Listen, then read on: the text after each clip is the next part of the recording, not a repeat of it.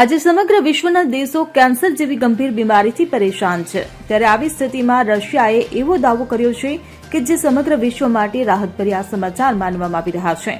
રશિયાએ જણાવ્યું છે કે તેણે કેન્સરની વેક્સિન તૈયાર કરી લીધી છે, જે તમામ નાગરિકોને મફતમાં ઉપલબ્ધ કરાવાશે।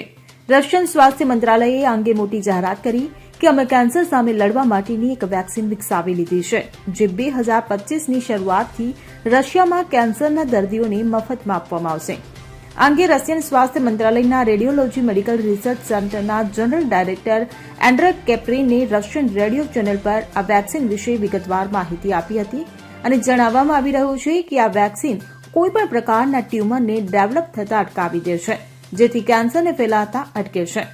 દેખીતી રીતે આ વેક્સિનનો ઉપયોગ કેન્સરને રોકવા માટે સામાન્ય લોકોને આપવાને બદલે કેન્સરના દર્દીઓની સારવાર માટે કરવામાં આવશે। આ વેક્સિન દરેક પ્રકારના કેન્સરના દર્દીને આપી શકાશે। Bureau report CN24 news. હવે જુઓ દેશ દુનિયાની તમામ ખબરો તમારી આંગળીના ટેરવે। ઉઠાવો મોબાઈલ અને Google Play Store પરથી ડાઉનલોડ કરો અમારી CN24 ન્યૂઝ મોબાઈલ એપ।